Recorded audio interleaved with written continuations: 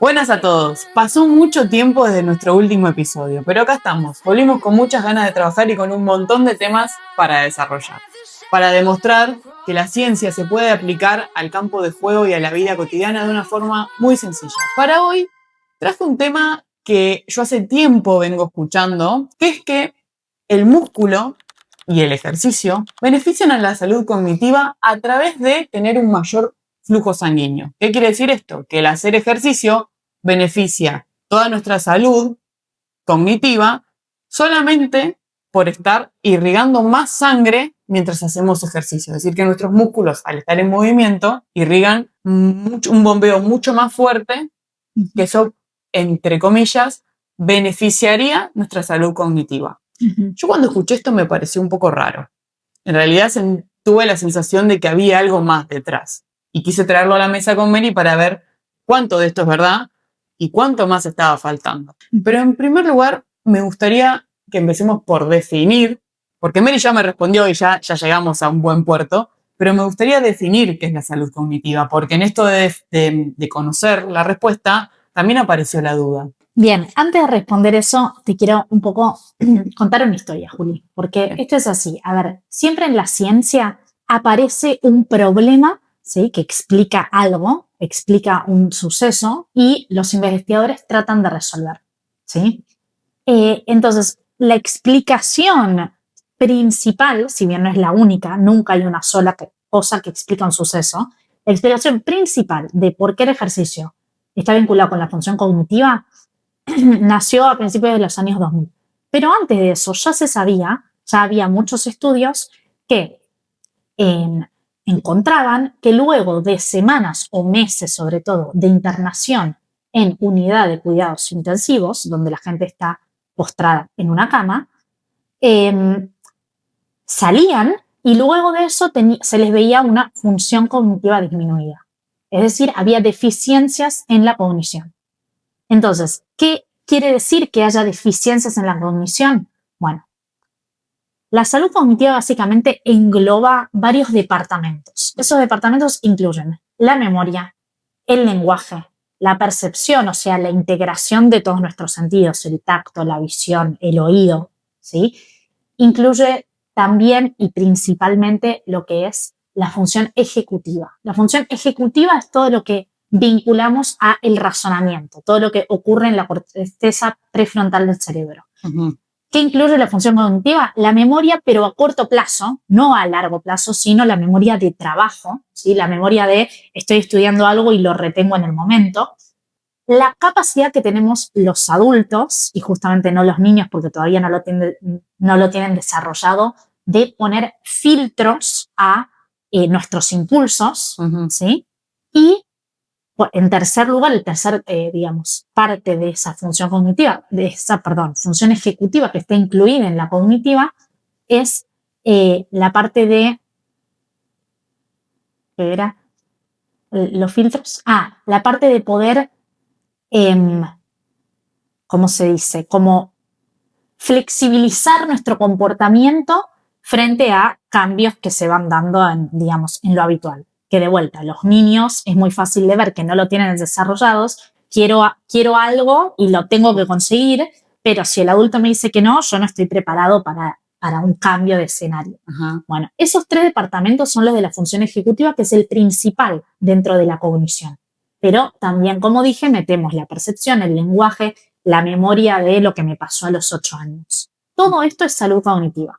Entonces, ¿qué se veía? Que la gente que por estar postrada en una cama durante semanas o meses, luego salía, volvía ya estando curado de su condición, volvía a la vida cotidiana, que se veía que tenía deficiencias en lo cerebral, ¿sí?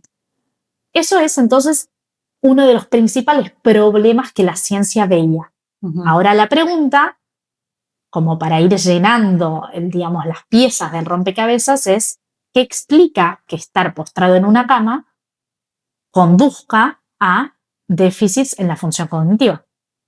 O sea que vos me estás diciendo, que todo lo que desarrollaron a lo largo de su vida hasta convertirse en adultos se podía haber reducido solamente por estar un periodo de tiempo postrados en la cama. Exactamente. Bien. Y que aclaremos, esto que te estoy contando es cita de una review que se hizo de 29 estudios, o sea, es un consenso al que se llegó luego de 29 estudios anteriores. Hoy en día debe haber muchísimos más porque este consenso que encontré es del 2010 y pico, 2017, ¿sí? Entonces, hoy debe haber muchísimos más. Pero esta gente que estaba postrada en la cama, claramente su cerebro lo seguía usando, ¿sí? O sea, te viene gente a visitar y vos seguís, digamos, interactuando, que dicho sea de paso, el componente social también es parte de la función cognitiva. Seguís, qué sé yo, te llevaste un libro y seguís leyendo. Es decir, no es que tu cerebro no funcionó durante ese tiempo. Lo que estabas era inmovilizado. Exacto. Tus músculos no estaban funcionando durante ese tiempo. Bien. O sea que hasta acá, perdón, me gusta interrumpir, pero hasta acá podríamos todavía avalar que como no hay flujo sanguíneo, la función cognitiva podía reducirse. ¿Bien? Muy bien, bien. Sí. Hasta acá podemos... Sí. Pero ahora viene la pieza del rompecabezas que explica la parte que a mí me encanta, que es, entran al juego las mioquinas. Las mioquinas son proteínas sintetizadas por el músculo en actividad. ¿Sí? Vos podés tener un montón de masa muscular, pero si no la usás, la mioquina no se libera. ¿Qué es la mioquina? Como dije, una proteína, pero que cumple función de hormona. ¿Sí? Es lo que explica que el músculo hoy es considerado un órgano endocrino. ¿Por qué? Porque estas mioquinas tienen funciones, tanto en las células del propio músculo, es decir, funciones autócrinas, como también en tejidos cercanos, ¿sí? Lo que se llama función parácrina, o en tejidos muy lejanos, como por ejemplo el cerebro. Eso es una función endocrina. ¿Sí? Se sabía desde antes de los primeros años del 2000 que el músculo liberaba cosas, moléculas, como por ejemplo el lactato. El lactato se conoce desde hace muchísimos años, desde el siglo pasado. Pero el lactato, si bien ejerce funciones de señalización, en un rato te contaré cuáles, no es una hormona. ¿Sí? Ahora, las mioquinas cumplen función de señalización casi exclusiva. Si bien esas funciones son muy diversas, todas las podemos como, digamos, resumir en que señalizan otra cosa. Por ejemplo, funcionan como factores de transcripción que controlan la expresión de genes. Bien. ¿Y por qué son importantes las mioquinas? O sea, en este cuentito de rompecabezas, ¿cómo se vincula la función cognitiva con la mioquina? Bueno, se empezaron a hacer estudios que son mecanísticos, no de observación de que pasa A y ocurre B, como lo que te conté antes, sino de voy a una célula, inicialmente estos estudios suelen ser en ratones, siempre arrancan por organismos que no son humanos, pero a fecha de hoy, ya se han hecho muchos estudios en humanos, incluyendo post-mortem, ¿sí? Donde se analiza el tejido luego de muerto un individuo, y se ha visto que efectivamente, tras el ejercicio, aumenta la circulación en sangre de estas mioquinas. Por ejemplo, una de las más conocidas es la interleuquina 10, que ¿qué hace? Funciona como un factor de transcripción que estimula no estimula, prohíbe, o sea, inhibe la expresión de proteínas que son proinflamatorias. Es decir, anula que se concentren en la sangre muchas proteínas inflamatorias. En la contrapartida de hacer ejercicio y que se produzca una proteína como la interleuquina 10, tenemos el sedentarismo. En el sedentarismo sucede lo contrario, es decir, se acumulan estas proteínas proinflamatorias, como por ejemplo una muy conocida es TNF-alfa, ¿sí? No importa. El punto es, sedentarismo, se producen muchas proteínas proinflamatorias. Ejercicio, se producen proteínas que anulan esa inflamación. Y vos dirás, ¿y por qué nos interesa o cómo se relaciona la inflamación con la función cognitiva? Claro, ¿no? Con la lógica, con el pensamiento, con la capacidad de esto de frenar impulsos. Aclarame porque sí, a priori no tiene... No parecería. No pareciera. Bueno, ¿qué pasa? La inflamación, que es algo muy distinto a lo que la gente suele pensar cuando habla de inflamación. Sí. Vos, por ejemplo, escuchás la palabra inflamación y ¿qué pensás? Todos los días la escucho y estoy inflada. Muy bien. Inflamada, muy bien. Tengo la una dolencia. Asocia la inflamación a hinchazón. Que vos comas algo y te caiga mal, te genere gases y te hinches, no tiene absolutamente nada que ver con la inflamación. La inflamación es un estado interno que no percibís, ¿sí? No tenés manera de percibirlo salvo en un análisis de sangre, cuando medimos marcadores inflamatorios. Estos que te estaba contando, por ejemplo, la interleuquina 10 es un factor antiinflamatorio o el TNF1-alfa es un factor proinflamatorio. Se ve en la sangre, no en los sentimientos.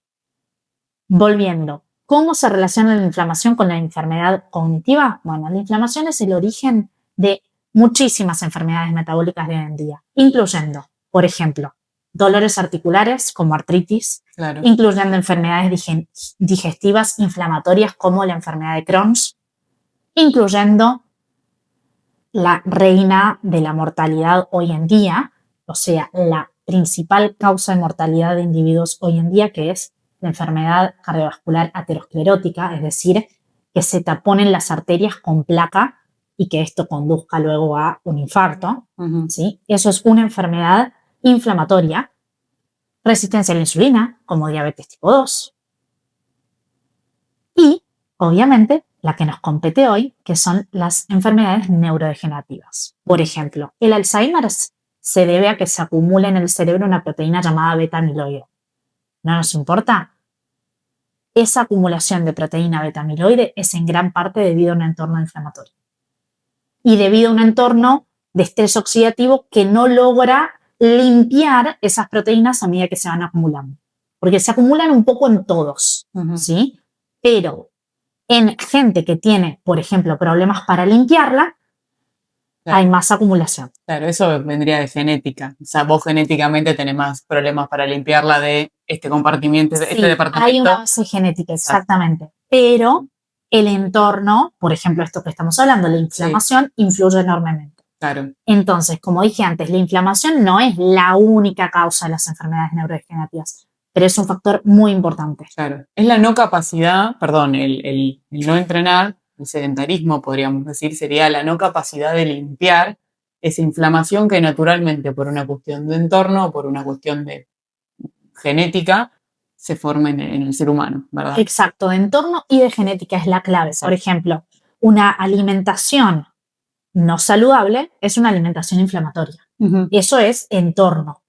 ¿Sí? Vos aparte, por supuesto, podés tener una preponderancia, una predisposición en parte genética. Entiendo. Pero el entorno influye muchísimo más. Esto es muy interesante y tal vez nos vamos un poco por la tangente, pero está bueno mencionarlo, en que hay muchas personas que dicen, no, yo genéticamente no vine favorecido a este mundo. Llámese en lo deportivo como también en lo que es salud, ¿no? Y vos estás diciendo, bueno, podés cambiarlo a través del entorno y a través del ejercicio, ¿no? Recapitulemos hasta acá y vamos haciendo como un pequeño resumen como para ir bajando a tierra para la persona que está del otro lado escuchando y que si bien lo dijiste muy claro y sin términos complejos, está bueno como, ok, unamos cabos. Entonces, el músculo al generar, entonces, la persona al hacer ejercicio lo que está haciendo es mover el músculo, activar el músculo que produce unos señalizadores que se llaman mioquinas, que estas mioquinas lo que hacen es inhibir unas proteínas inflamatorias. ¿Bien? En gran parte. Como dije, hay muchas mioquinas. La interleuquina 10 es una que tiene funciones antiinflamatorias. Bien.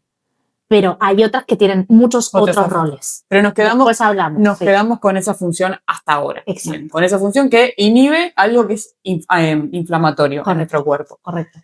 Entonces, si yo soy una persona que soy sedentaria y no realizo ejercicio, lo que estoy haciendo es cada vez acumular más de esas sustancias inflamatorias. Que ojo, puede ser que mi cuerpo naturalmente las vaya limpiando, pero no estoy teniendo ese beneficio que me da el ejercicio de, bueno, inhibo esto. No hay una sobreproducción de... Si yo ya nací porque mi abuela, mi tatarabuela, bla, bla, bla, además de todo lo que me dio de herencia, me regaló esa capacidad para generar mucha inflamación ahí, en ese departamento, yo mediante el ejercicio le puedo poner un freno. Exacto. El ejercicio es el principal antídoto contra lo que es el término médico, es inflamación crónica de bajo grado. Bien. Es una inflamación sutil, pero que está ahí todo el tiempo. Bien. Exacto. Y que tal vez en un entorno en el que estamos se ve favorecida por otras cosas, ¿no? Mala alimentación, mal estilo de vida, entorno. Obvio, es que, como dije, la principal causante de la inflamación es el entorno. Bien. Casi me animo a decir, no importa si tu abuela te dejó una mala herencia genética, porque yo te aseguro que con tus hábitos puedes dar vuelta Claro. la moneda, pero Sí, para así, bien, para bien o así. para mal, para bien o para mal. ¿Sí? Te puede haber dejado una buena genética y vos con el entorno podés dar la vuelta. Obviamente. Bien. Te pongo un ejemplo y tengo varios pacientes donde yo viene a mi consulta, lo primero que hago es pedirle un análisis de sangre, miro, mira, tenés colesterol alto, eso es hipercolesterolemia familiar, o sea, viene de la genética, ¿sí? Ujú. Cuando vos producís mucho colesterol es en gran parte por genética. Ahora bien, es una persona activa, hace fuerza, hace deporte aeróbico, se cuida con la alimentación, bueno, en parte para eso viene a verme, la persona está bárbara. Se hace scan de calcio para controlar que las arterias estén bien y andan bárbaro. Y literalmente me pasó la semana pasada. Un familiar muy cercano había tenido un infarto. ¿Por qué? Porque fuma, es diabético, no se mueve, son hermanos. Ujú. Misma Uno, condición genética. exactamente. Bueno, misma no. Parece. Y justo esto abre la puerta, gracias por decirlo, al siguiente estudio que te quería traer, que es el que nos cierra el rompecabezas. Ok. Los hermanos no son genéticamente idénticos. Tienen una base, por ejemplo, la hipercolesterolemia es un factor que se hereda en gran medida. Tiene mucha heredabilidad, se dice. Ujú. Entonces, si tu padre tenía hipercolesterolemia, es muy probable que todos los hijos lo tengan. Ahora, los hermanos comparten una parte de los genes, no toda. Los gemelos idénticos son genéticamente idénticos, o sea, el 100% de sus genes son iguales. Ujú. Si vos tuvieses una hermana gemela, las dos nacieron de la misma célula inicial, por lo tanto son idénticas. Hay un estudio, también más reciente, más del 2010 y pico, que agarró mujeres gemelas, por eso también es interesante el estudio, de entre 40 y 70 años, y les evaluó la potencia de extensión de pierna, ¿sí? O sea, este ejercicio, ¿sí? El de cuádriceps. La potencia es fuerza por velocidad, es decir, qué tan fuertes eran, pero también qué tan rápido podían extender esa pierna. A los 10 años les hicieron test cognitivos, test de función ejecutiva, memoria, capacidad de reacción, y el objetivo era ver si la potencia que habían tenido 10 años antes correlacionaba con esa función cognitiva, ¿sí? También midieron volumen de materia gris, ¿sí? O sea, si el cerebro se atrofia, se hace más chiquitito, naturalmente la función cognitiva se ve afectada. Entonces, testeaban función y masa cerebral, ¿sí? Luego de 10 años de haber evaluado cuál de las dos gemelas era la más potente. ¿Qué pensás que pasó? Y la que más ejercicio hizo tuvo una mayor crecimiento cerebral. Exacto, muy bien, porque también mediante autorreporte también evaluaban quién hacía más ejercicio, pero lo que más importaba no era la cantidad de ejercicio, era la potencia de piernas que tenían. La que había tenido más potencia, es decir, más función muscular, irrelevante de la masa, independientemente de la masa, porque medían la potencia, pero ajustaban por masa. Es decir, lo que estaban cuantificando era watts por kilo de músculo. Sí. No nos importaba la masa. Pero no le habían dado a ellas las tareas de realizar ejercicio durante esos años. No. Ok, fue libre albedrío. Exactamente. Pero una del par de gemelas siempre tenía más potencia y resultaba que ella es la que mejor había conservado su función cognitiva a 10 años de la medición. Bien. Y muy importante este ajuste por masa. ¿Por qué? Porque yo lo que quería era cerrar el rompecabezas o la historia de que la masa muscular no es lo más importante para la función cognitiva. Obviamente que va de la mano. Es decir, si vos practicás fuerza, entrenás la potencia, vas a tener más masa muscular. Pero si yo ajusto por tu masa y solo evalúo tu potencia, la potencia es la que determina qué tan buena va a ser tu función muscular, Claro. tu función cognitiva. Porque es la que dice cuánto de este músculo vos estás usando. Exactamente, habla del uso. Yo de la podría función. estar toda hipertrofiada, pero no utilizar mi músculo y no tendría potencia. Como para Que como dije, va de la mano, porque si no usaras tu músculo no estarías hipertrofiada. Ajá. Pero bueno, hay gente que de base, genéticamente, tiene un potencial de masa muscular mayor, aunque no lo use mucho. Claro. ¿Sí? Entonces, está bueno este tipo de estudios porque justamente parten de la base de dos personas que son genéticamente iguales y donde lo único que se diferencia era su función en este caso. Sí. Evidencia también de que lo que da el beneficio a la salud cognitiva no es en sí la cantidad de masa muscular, sino la actividad de esa masa muscular. El hecho de si la usás o no la usás, básicamente. Entonces, respondiendo un poco tu planteo inicial, sí, obvio que el flujo sanguíneo ayuda. El flujo sanguíneo ayuda a que las arterias provean sangre a todo el cuerpo, tanto el corazón como el cerebro. Y el cerebro, como todos nuestros órganos, depende de nutrientes. La sangre es la que le lleva ese nutriente al cerebro. Entonces, por supuesto que el flujo sanguíneo está implicado. Pero estas mioquinas que están en la sangre también juegan un rol muy importante. Es muy interesante esto porque es como que estamos yendo un poco más allá de lo que hasta ahora se conocía. O sea, hasta ahora se conocía o se decía que el beneficio del ejercicio era mayor flujo sanguíneo. Que es cierto, sí, porque gracias a ese mayor flujo sanguíneo es que toda la sangre se mueve a través de todo el cuerpo, ¿verdad? Y llega al cerebro. Pero ahora bien, que esto también va de la mano de lo que decís vos, porque si no hubiera ese flujo sanguíneo, las mioquinas no señalizarían hasta el cerebro, ¿bien? Pero vos me estás diciendo que no es solamente eso, que la sangre se mueva, sino que además es la actividad que tienen esas sustancias en todo el cuerpo. Como bien vos me dijiste, podemos hablar de diferentes enfermedades que no son solo las neurodegenerativas, pero que sí están muy relacionados con esa función cognitiva. Bueno, creo que eso quedó claro. Creo que quedó claro y creo que, como siempre, vamos demostrando el beneficio del deporte para todo, ¿no? Para todo y no solo para el deportista, porque en este episodio nos pueden estar escuchando deportistas profesionales, como también personas muy amateur que lo único que quieren es estar saludables y sanas y saber eso, de que cuanto más utilicen el músculo, mayores beneficios de salud en todo el cuerpo, pero también, sobre todo, en lo que es cognitivo, mental, están teniendo. Me queda una duda. ¿Hay diferencia entre el entrenamiento aeróbico y el entrenamiento de fuerza en esta producción de mioquinas? Sí, muy buena pregunta. Efectivamente, tiende a pasar que un dado estímulo ayuda a producir, es decir, hace que el músculo produzca en mayor medida aquellas mioquinas que cumplen una función para mejorar ese mismo estímulo. Ejemplo, el entrenamiento de fuerza causa una producción mayor de interleuquina 15. La interleuquina 15 se ha demostrado que favorece la hipertrofia. Entonces, si vos entrenas fuerza, vas a verte beneficiado por la producción de esta mioquina cuya función es hacerte agrandar el músculo. ¿Sí? O sea, producir proteínas contráctiles. Eso es efectivamente lo que hace la interleuquina 15.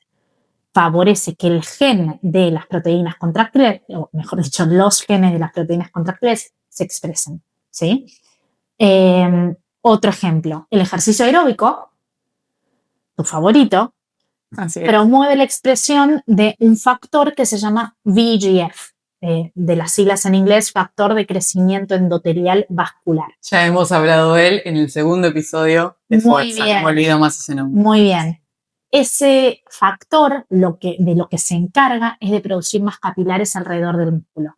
¿Por qué nos interesa que el músculo tenga más capilares? Para tener mayor oxígeno y mayor provisión de nutrientes, que son necesarios para un ejercicio de naturaleza continua, como es el ejercicio aeróbico. Exacto. Entonces ya vimos un ejemplo de una mioquina que favorece que hagas más ejercicio de fuerza a medida que lo empezás a hacer, y otro que favorece que hagas más ejercicio aeróbico a medida que lo empezás a hacer. Bien. ¿Sí? O sea, es un ciclo que se autoalimenta, que se autorretroalimenta, digamos. Paréntesis, esto es cuando, no sé si te pasa a vos con algún paciente, pero a veces mis atletas me dicen, me cuesta mucho arrancar cuando arrancan el gimnasio o cuando arrancan a correr, me cuesta arrancar, y una vez que arrancan y pasan lo que es esa barrera de las 2 semanas, mes, ya de repente se vuelve más fácil. Biológicamente es esta explicación. Más allá de toda esa barrera mental también que uno enfrenta y que se va desarrollando como ampliando el espectro, pero también biológicamente está sucediendo esto. Están ocurriendo adaptaciones que son la base de por qué uno mejora. Yo siempre digo eso, hay un montón de cosas que suceden a nivel invisible, que en realidad es a nivel interno, que no nos damos cuenta, que simplemente las sentimos y un día te levantás y salís a correr y de repente no te cuesta tanto. Bueno, no te cuesta tanto porque de repente tenés muchos más capilares que tenías antes. Bien, correcto. Podría ser la explicación. Muy bien.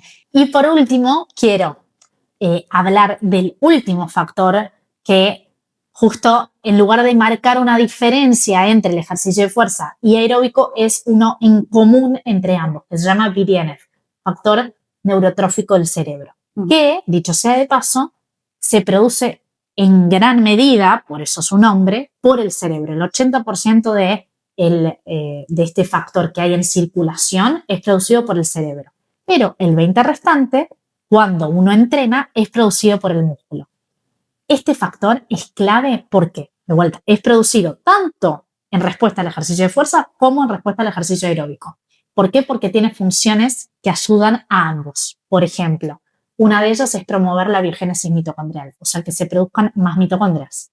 Y las mitocondrias son las partecitas de la célula que hacen energía, básicamente. Son las que se ocupan de sintetizar energía en gran cantidad, necesaria para ambos tipos de ejercicio, sobre todo para el que es continuo, como el aeróbico.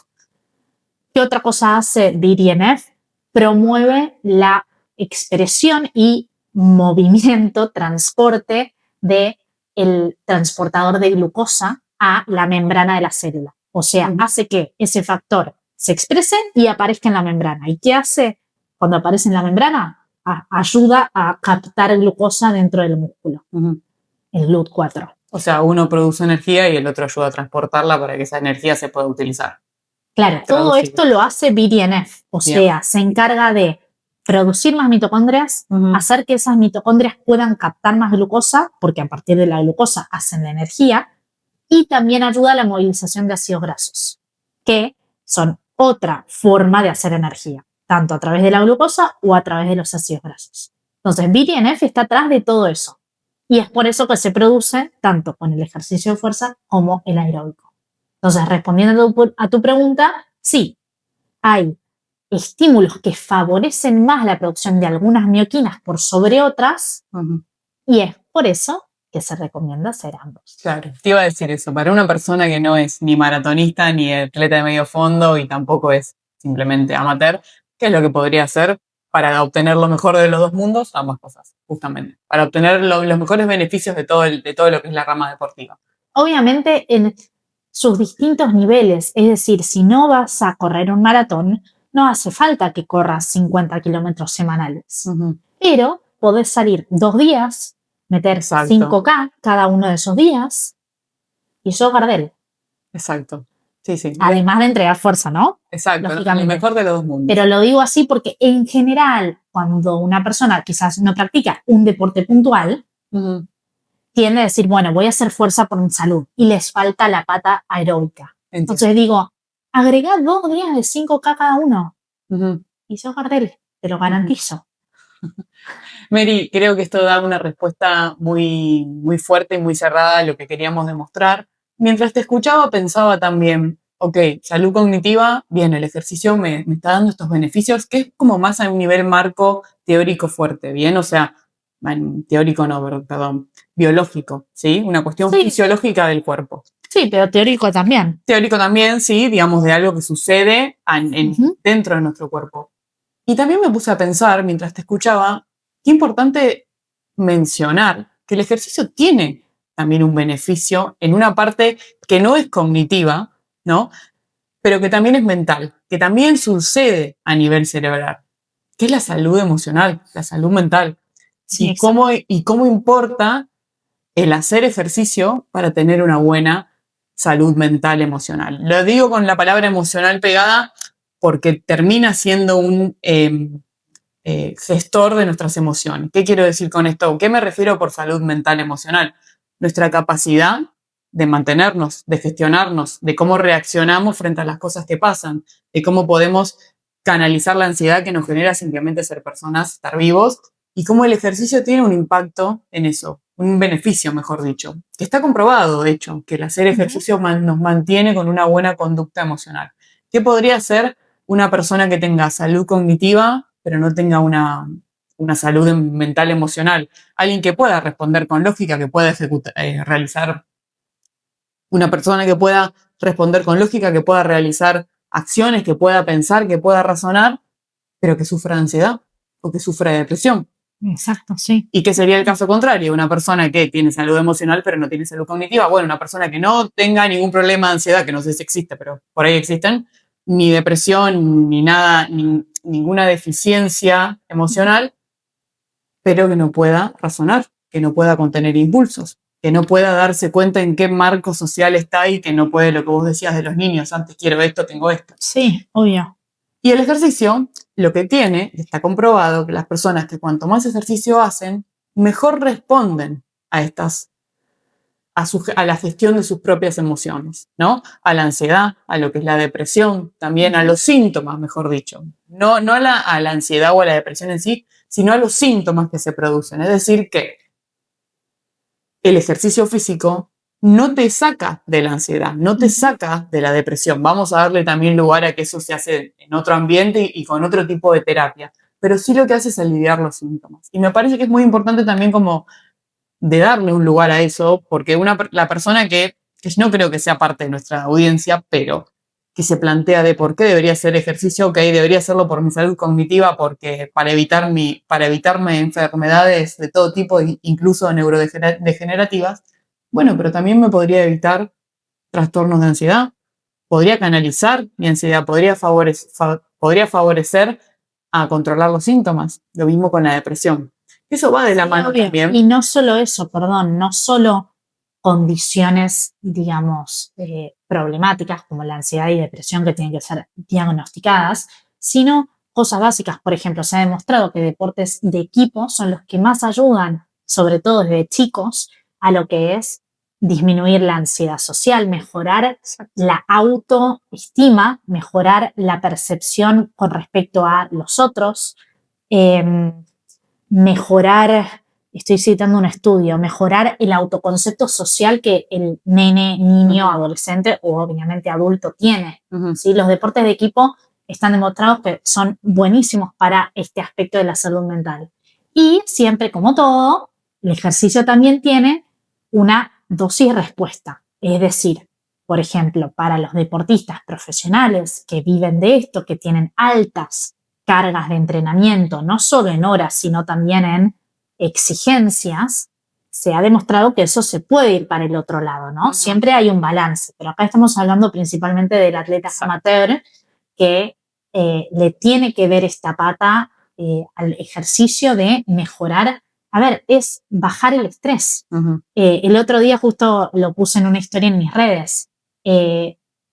Salir a correr, un estímulo regenerativo / aeróbico, o sea, zona 1 o 2, te sirve no solo al corazón, a regenerar las patas del entreno fuerte de ayer, te sirve para liberar la mente, para pensar en lo primero que se te viene. Sí, yo siempre digo, no hay nada tan gratificante como salir así un trote para pensar, para limpiar la mente, para esto que vos decías de limpiar lo inflamatorio, bueno, también lo inflamatorio a nivel emocional, que a veces se junta todo en el cerebro. Sí, hablar. Y me parece muy interesante lo que decís de por ahí en el alto rendimiento se puede pasar para el lado contrario, sí, pero también creo que es verdad que esas personas que se pasan del exceso y terminan generando más ansiedad, son personas que en situaciones normales tienen mucha mayor capacidad para tolerar la ansiedad. Lo que pasa es que la llevaron a un nivel extremo de una exigencia desmedida, ¿no?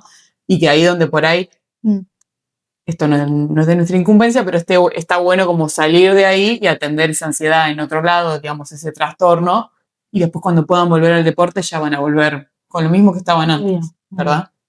Así que, para redondear la idea, ejercicio, beneficios de salud cognitiva, beneficios de salud emocional, beneficios de conducta, beneficios a nivel de salud de todo el cuerpo. Integral. O sea, como integral, claro. Creo que nadie puede venir a decirnos que el ejercicio no produce un beneficio. No, el ejercicio es el mejor antídoto ante todo. frente a, te diría, como englobé antes, todas las enfermedades metabólicas, el ejercicio es lo principal. Claro. ¿Por qué? Porque baja la inflamación. ¿Y por qué baja la inflamación? Gracias a las máquinas. Creo que ya podemos cerrar con la última palabra. Sí, esa es la última palabra para irnos. Entonces nadie tiene una excusa, nadie que me venga a decir no porque mi abuela me dio de... No, tu abuela está bien. Todo lo que quieras, pero vos tenés poder de acción en lo que hizo tu abuela, tu abuelo o tu tatarabuelo. Nueva temporada de Evidencia en Movimiento. Volvimos con todo. Esperamos que te guste. Si te gusta y tenés más preguntas sobre este tema, te respondemos en comentarios. Nos vemos la próxima.